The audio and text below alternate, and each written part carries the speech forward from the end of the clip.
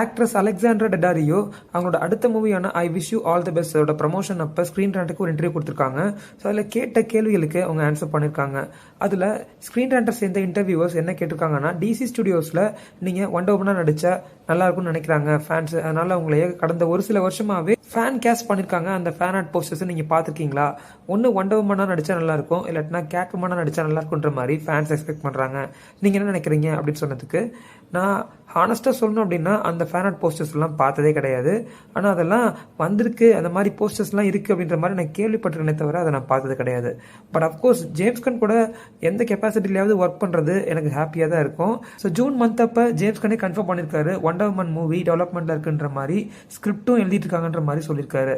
So இந்த Supergirl Woman of Tomorrow மூவியோட writer Ana Nogueira தான் இந்த ஒண்டர் உமன் ப்ராஜெக்ட்டுக்கு ஸ்கிரிப்ட் ரைட்டிங் பண்ணுறாங்க, ஸ்க்ரீன் பிளே எழுதுறாங்கன்ற மாதிரியும் சொல்லியிருக்காரு. அதை தாண்டி ஒண்டர் உமனோட ப்ரீக்வல் டிவி சீரிஸான பாரடைஸ் லாஸ்ட்னு ஒர்க்கில் தான் இருக்குது.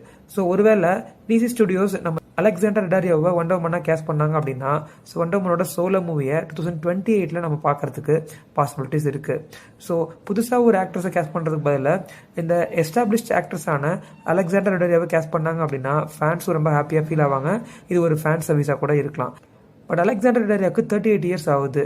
ஸோ ஜேம்ஸ் கன் வந்து தன்னோட டிசி யூனிவர்ஸில் இன்னும் ஒரு 10 இயர் பிளான் வச்சிருக்காரு. அதனால இந்த 10 இயர் பிளானை கம்ப்ளீட் பண்ணுறதுக்கு அலெக்சாண்டர் டெடாரியோவை ஒண்டர் உமனாக கேஸ்ட் பண்ணால் சரி வராதுன்னு தான் அவர் நினைப்பாரு. அதனால பாசிபிளி ஒரு யங்கர் ஆக்ட்ரஸை கேஸ்ட் பண்ணுவாருங்கிறது தான் என்னோட தாட்ஸாக இருக்குது. ஆக்ட்ரஸ்